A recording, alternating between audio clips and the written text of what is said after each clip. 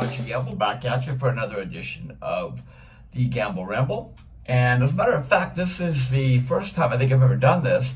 This is the second part, a sequel, if you will, to the last one I posted, which was called Head for Backstage. Now, basically, we talked about the experience of being backstage at concerts from the perspective of a musician and also a fan, and experiences that I've had, and things about that you might be interested to know and hear and discuss about. There hasn't been a particularly successful vlog so far. There haven't been a lot of views or any comments, but to me, it's a really interesting subject. And I felt that even though the last part, which was initially supposed to be it, is now part one, I didn't cover all I wanted to say. You know, if you're a rock and roll music fan like I am, I think it's one of the more one of the topics that's just really prime for discussion. So I'm going to do a sequel. So this is Head for Backstage Part 2. Now let's start with the title. Why did I call it Head for Backstage? Period. It's double meaning, tongue-in-cheek, double entendre kind of thing. Because, first of all, that used to be a saying amongst rock culture with touring bands in the 70s when arena tours and stadium tours and stuff started to really happen. When that culture blossomed and opened up. And roadies would wear t-shirts that said no head, no backstage pass. Or head for backstage, things like that. So for me, I mean, there was the initial meaning was let's head backstage. And then I thought of that culture that existed back then, which certainly today would be shut down in 2 minutes, and probably rightfully so, for the misogynistic overtones and sexist overtones. And but I'm not going to comment on that either way because it happened. A lot of people actively participated in it. Matter of fact, let's open this by talking about the infamous groupie from Little Rock, Arkansas, Sweet Connie, who was featured in the song Grand Funk Railroad. We're an American band. Sweet Connie doing her act. She had the whole show. That's a natural fact.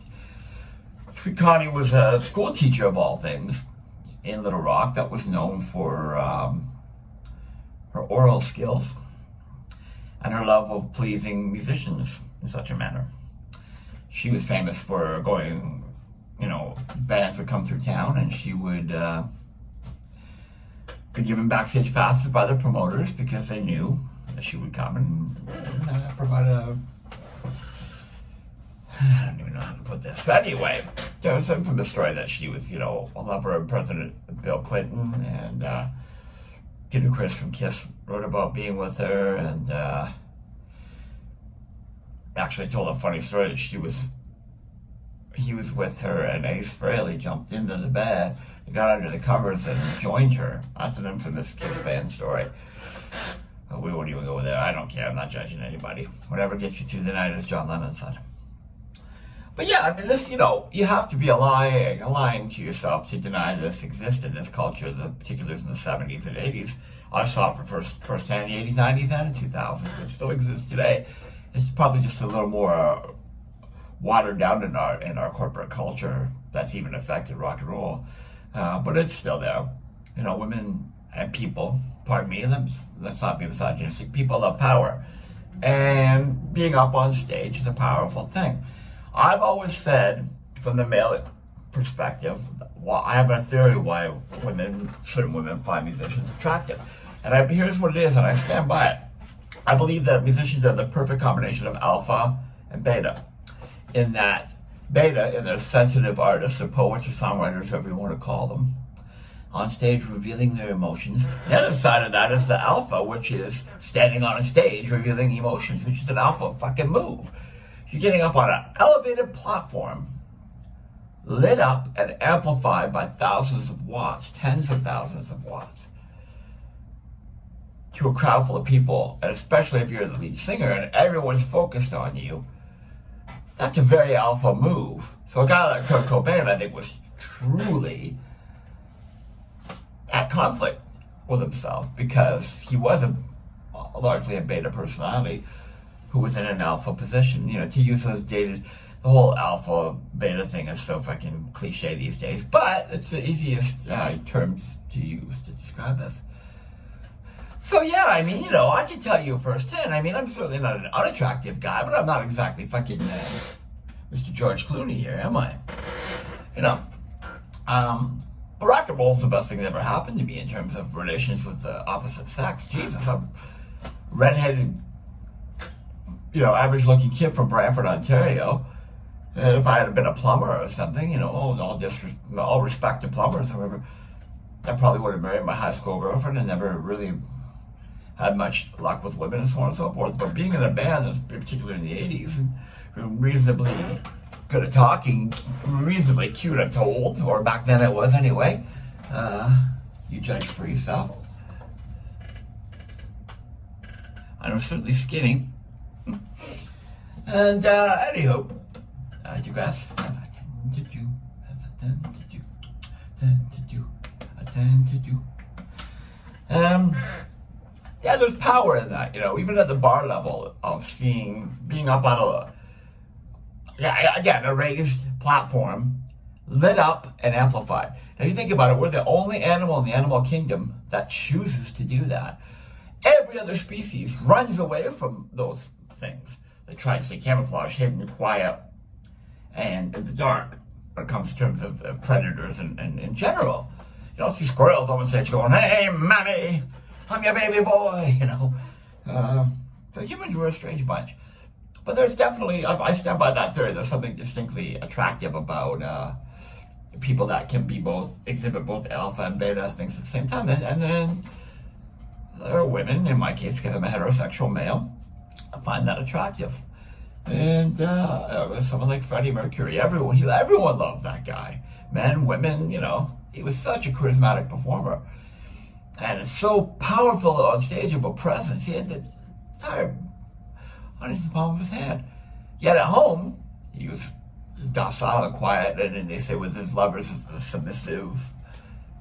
We won't go any further with that. Now, how does this tie into what we're talking about? Well, it ties into the power of people wanting to get to you and wanting to get backstage. And again, this mythical place that people make it out to be. It ain't, folks. I've been there on both sides of the coin. It can be really, really fun. And I'm not going to lie to you, in order of debauchery, in order of eras, the 80s took the cake. A lot of stuff happened. 90s started to get a little more grunge, a little more serious. You know, the Fun Police were out. It wasn't quite the same. And then in today's day and age, it's basically everything's run by Clear Channel and you know, these corporations that everything's insured up the yin-yang. And then Backstage is just like an office space for a lot of people, sad to say. But, you know, that's the reality of the situation, and maybe it's a good thing in some ways. Because I can tell you from back in the day, while all this fun was going on, there were certainly people that took advantage of their position and weren't nice about it, let's put it that way. I know people, you know, that were involved in the music scene, the peripheral, sound, lighting, crew, driving, trucks, stuff, that treated women deplorably, and they never would have gotten these women in a million years if they were in the music industry. And it showed their behavior towards women. They were oftentimes didn't like women, were dismissive of them because there was some, this is just a theory, jealousy of the fact that these scrawny little musicians were getting all these women, like, you know, yeah, hey buddy, that ain't working, that's the way you do it. Your money for nothing and your chicks for free. Yeah, hello. So anyway, back to the topic at hand. So yeah, Backstage, you know, I mean, it is cool. Don't get me wrong. It's a pretty cool feeling to watch a show. And so, like, if you're in a pre-show, let's say, and a band you admire, you're sitting there on the couch in the dressing room, having a beer with them, and then half hour later, they're up on stage commanding 20,000 people. That's a pretty cool feeling. Or the opposite, after the show, you've had a chance to cool down and shower and stuff. Someone you admire sitting having a beer, having a conversation with you just watched commanding 20,000 people is also a cool feeling. So I guess we'll open with that then, essentially. Like there are different levels of Backstage, as we explained in the other video. And as you know, you don't need me to tell you, but in particular, these days, there are so many different levels of Backstage. It's unbelievable. And they are classified as such because they're often paid for it. paid meet and greets. There's paid sound checks where you can watch sound check, the band sound check. You can do a tour of the stage, under the stage, tour of backstage. And again, it's just supplemental income for bands that have lost money to album sales no longer really existing. They got to make it up somewhere, and fair play. But we can go back a little to the 80s, and I'm going to tell you right now, this is a fact. I know my rock and roll history. I'm going to do some coke, kind of like the old days. The Rolling Stones were the first band to do this, and they didn't necessarily invent it, but I'll tell you the story. Two things happened. First thing was in the Rolling Stones, I think 84. No, it might be a little later. 87 maybe. It's Steel Wheels Tour. I don't remember what year it was. But they signed with promoter Michael Cole from Toronto, who teamed up with Labatt's CPI, with Michael Cole basically. And they did the first really big corporate sponsored tour. Now this, I can tell you, I know I've read up a lot of this. This was the beginning of the end. This has led us to where we are today. It wasn't just roadies out in the audience handing out passes to pretty girls they wanted to get on the tour bus anymore. There was a hierarchy and different levels of backstage access. Okay, they'd have a chart backstage for security. Oftentimes they still do in venues, showing what pass allowed each person to go to, what area each pass allowed a person to go to. So in the Stones case, they had, for example, they had Budweiser. The sponsor of the tour was Labatt's, the Stones Steel Wheels tour. So Budweiser, a division of Labatt's, had its own backstage area with food and stuff. And if you worked at the bottling plant, or you were an employee or somehow connected to Labatt's, you could go backstage and eat pasta, like a hot buffet, and drink some beers before or after the show. You seldom you wouldn't meet the band. That was one level. There was another level that had a specific backstage access for employees of Labatt's that won. Budweiser specifically, by the bottling plant, employees of the month or whatever, would get to actually meet the band, get a quick picture taken with a handshake. This was written into the Stones contract, okay? And they got paid for all those stuff. Budweiser paid $1 million. Labatt's paid for the general sponsorship of the tour, but within Labatt's, Budweiser paid Labatt's $1 million to put the name on the tickets Budweiser presents. So there wasn't just that, there was all these different corporate conglomerations. So if you went backstage, there was a hierarchy and a bunch of different levels. As a matter of fact, you read Bill German's excellent book, Under Their Thumbs. He explains it way better than I ever can. And Bill's a great author, and it's a fantastic read. I highly suggest you get it. He said, essentially, it just, the way it worked was, very rarely would you get to meet the band. So the two highest levels of backstage access on that tour in particular was an all-access pass where you were like Keith's father or whatever. And you could watch a show from a pit on stage. So underneath the stage with an opening. You could look out. You'd be on stage essentially with the band watching. And that got you into the dressing rooms, taken into the dressing room with, what I'm looking for. You could just walk in. You had to have someone escort you that was associated with the tour. And then, again, there was all these different... MTV had MTV dressing room, which was basically just same thing. Hot food set up so they could bring people backstage and say they were backstage at the Stones concert, And again, as we touched on, there weren't after shows on the Stones tour because, we discussed this in the first part of the video. When you see the fireworks displayed at the end of the show, that was to keep the house lights off, so the band would come straight off stage into vans or limousines, town cars, and leave the building before the traffic started. So while you're standing there watching the fireworks, they're already on the way to their hotel or their jet to fly out of town. Stones invented that on that tour, or maybe the tour before. So let's keep this in mind. That was the start of the hierarchy of backstage actually being business. Up until that, it was basically roadies walking around with passes in their pockets, just pointing out, oh, here we go with that, which is the next thing I want to talk about. So elaborate on that. Van Halen had a system set up, and this is amazing. You know, you go to a concert, there's a barrier between the crowd and the band, right? And then there's a photo pit in between the stage and the crowd. Van Halen had a barrier built it was numbered and lettered. There were sections, okay? So you could see the numbers and letters from the stage. You couldn't see them from the audience. Basically, boards, sheets of plywood, whatever it was.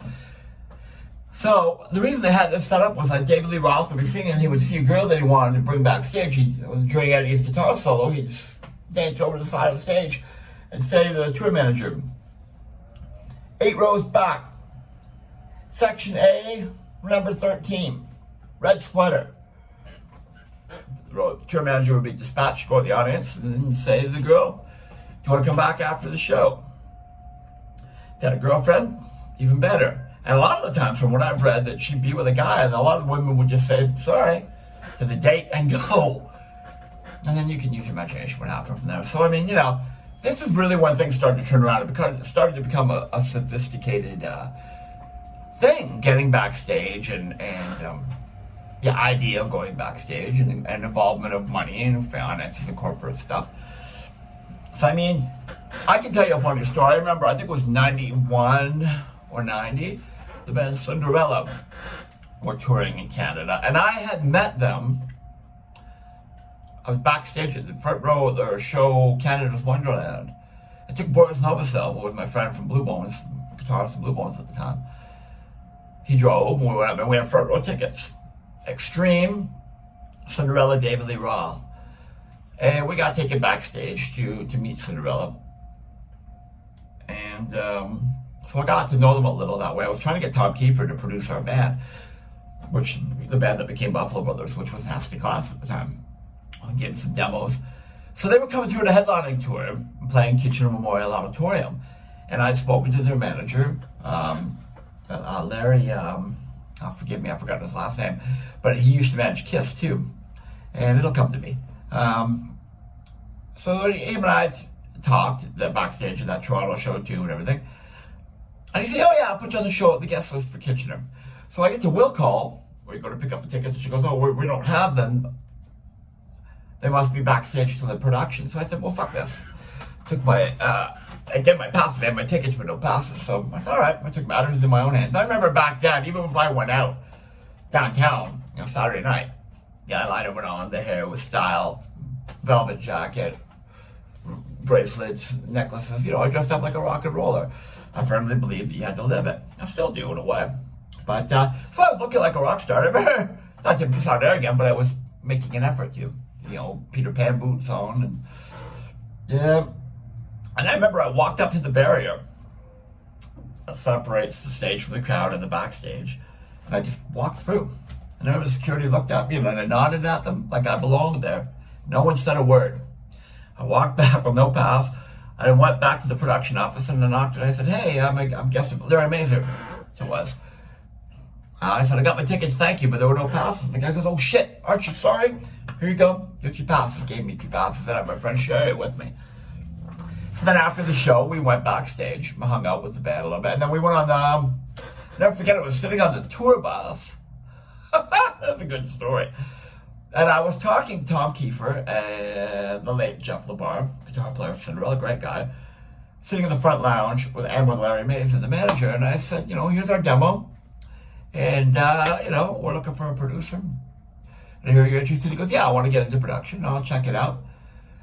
So they were leaving for Detroit that night, and my friend Sherry at the time lived in Kitchener. She was my pal. She was with me. We're sitting on the bus talking, and him and I are talking about band stuff, whatever. And one of the roadies offers Sherry drinks. He says, come with me in the back lounge, check out. The boss said, okay. So right before she had done that, Tom Kiefer had said to me, he said, where do you live? I said, I'm in London, Ontario, but on the way to Detroit. He goes, is that on the way to Detroit? I said, yeah, we're just an hour down the road. He goes, why don't you come with us? We'll drop you in London. We're on our way to Detroit to cross back into the U.S. We can listen to your tape and we can talk. I said, that's great, you kidding me? I got Tom Kiefer and his manager, prisoner, right on a bus for an hour. I'm going to do that. I forgot about this till now. This is a great story. And And so that's what we did. So we're sitting there, they crank up the bus, and they're making the call to go. And all of a sudden, Sherry comes storming out of the back. She looks at me, she goes, Glenn, we're leaving. I said, Sherry, did you? She goes, Glenn, we're leaving. I said, okay. Like I said, Tom Kiefer, you never mess with a woman scorned, right? Tom Kiefer and Larry Mazer were like, okay, buddy, you better go. I shook their heads and said, sorry, guys, I got to split. And so we did. We left.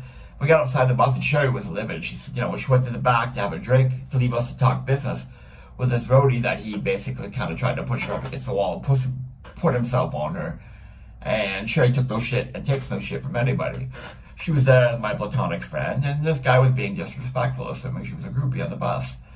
So, I get it. And she was right to do that. We left. And if I can finish that story real quickly, because I am digressing for sure. A day or two later, I got a call back in London, and an American voice saying, is Rob there? I said, no, there's nobody named Rob here. I said, are you sure? I'm looking for Rob. I said, no. I said, oh, okay. I hung up. And then I remembered that our engineer, we recorded our demo at Emacs Studios, and it said on it, engineered by Rob Nation. And I was thinking there might have been a distinct possibility that I wrote Rob, my phone number and not my name. And they used Rob's name because it was an American voice. I mean, that's just me guessing. I never heard from them again, so probably not. It was probably just the wrong number. But wow, that took a big chunk off the time, didn't it? Anywho, so yeah, as you can see, the evolution of Backstage, it used to just be that you could literally knock on the stage door in the 50s and ask to get Elvis's autograph, whatever. And then, as we know now, it's turned into a whole thing. And that Stones tour, as I said, was the first one to break the cycle of just innocent backstage. Anyone could go to making a corporate. And as the music business grew and changed, and bands saw that as another source of income. And, you can have your opinion about that, but if you're going to steal music, then they're going to try and make the money up somewhere else, aren't they? So, and the other, that was the first one. And the other thing that changed the industry was when people may not realize this, but when the Eagles got back together for the Hell Freezes Over tour, they broke the $100 a ticket barrier. They were the first band to test the market for $100. I don't know if you remember this, but I do. I boycotted it because of that. I was outraged. Because at the time, concert tickets were like $30, I think, maximum. That's for good seats. In the early 90s, I believe. And they knew that their audience was doctors and lawyers and middle-class people that had grown up in the 70s. And they did it, and it worked. So you can blame or thank the Eagles for expensive concert tickets today because they were the first ones to try it. And once that door's been kicked open, everyone's going to follow in behind them and do it, right? And here we are today for tickets that cost thousands of dollars. So, anyway, getting back to the whole thing about, Backstage, these days, I've got enough experience with shows these days to know that it's not the same. The atmosphere is not quite the same. And, I mean, it's cool on one hand. If you look at it, like a band like Kiss took full advantage. There's so many goddamn Kiss packages that you could buy. Backstage and sound check and pre-show and after-show. Buy Gene's codpiece. I'm exaggerating, but buy the guitars they played that night. Buy Paul Stanley's microphone. As a fan, I find it appalling, the money grubbing and a little dirty, But also as a fan, I get it. If you've got the money, I'm not gonna lie, I fucking love that one of Paul Stanley's Iceman that he played on stage, hanging by me on the wall, But I'm not gonna pay $20,000 for it. You know what I mean? There's a difference. So I get it, and it's not something I participate in, so it's not really something I have an opinion on. I think if it makes you happy, that's fair. It makes you happy and you've got the money and you want to go backstage and spend that money. I get it, But yeah, it's definitely not what it used to be. I mean, the circle's been broken. It's not a fan-centric place anymore as much as a corporate-centric place. And the same rules still apply, though. I mean, very rarely when you go backstage do you actually get to go backstage to the band's dressing room, because the band will have a room that they get dressed in with their road cases with their clothes in and stuff, and their wives and kids and family are allowed in. And then there's a hospitality room where there's beer and soda and snacks laid out, where they will come and meet people. But that's not the inner sanctum. The inner sanctum is the dressing room. And I've been in a couple of dressing rooms with a few bigger bands, but it's very rare. I've been in a lot of hospitality backstage rooms, and that's cool too. I'm just happy to be there, To me, the best part about backstage access is usually you get to watch the show from the side of the stage, which is always cool. It sounds way different than it does from out front.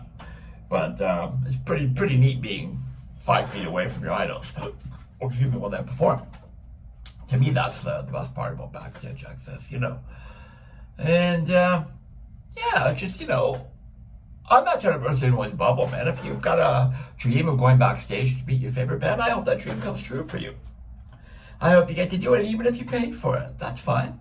Hey, congratulations, you know what I mean? As long as you still got to do it. And, whatever makes you happy. And as John Lennon said, whatever gets you through the night, right? Just me, I kind of miss the old school, the real fans being back there because, I don't know, they had a connection or family connection or something, but I'm sure that still exists. But it's also too, basically anyone with money that likes 1 or 2 Kiss songs can go backstage and meet the band, get a picture taken. And, I've been backstage at several Kiss shows, by the way, and that's a whole other vlog. Maybe I'll do a vlog on that specific one day. Good and bad, mostly good experiences. But yeah, Eric Singer was a friend of mine. I know all those guys, but Eric Singer I'm closest to.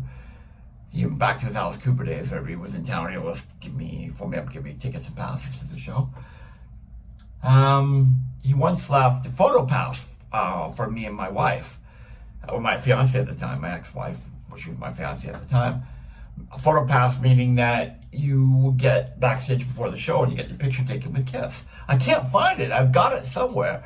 But there's a picture of me and Nicole with Gene, Paul, Tommy, and Eric in costume. It's pretty cool. So I can understand that. But at the same time, if you're someone that's been a diehard fan all your life, you got a room dedicated to Kiss paraphernalia, but you're a blue-collar, white-collar worker and can't afford thousands of dollars to go backstage, I feel bad. Because those are the people that should be allowed to meet their heroes. They've dedicated their lives to the band and stood by them when they were here and when they were here. So anyway, it's not all it's cracked up to be, folks. And I certainly don't want to burst anyone's bubble, as I said. If you want to do it, by all means do it. If you get the chance to do it, by all means do it. It's pretty cool. Never forget, though, that musicians, actors, celebrities, athletes, everyone, they're just people like you and I. And if you ever feel overwhelmed by the presence of someone that is famous, just remember them, picture them taking a shit. I'm serious, it works. We all poop.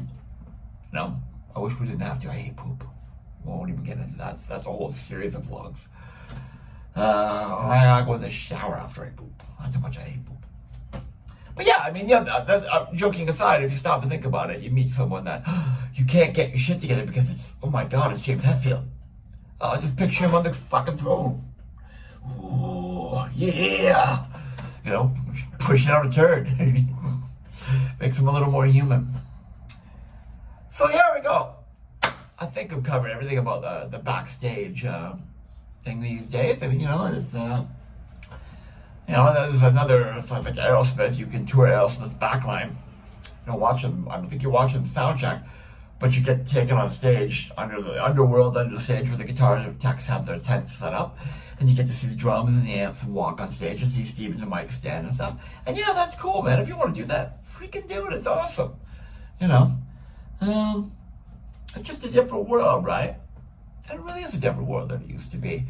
I prefer the old school, but you have to change and grow, or you just become stagnant and old, and that's what I refuse to do.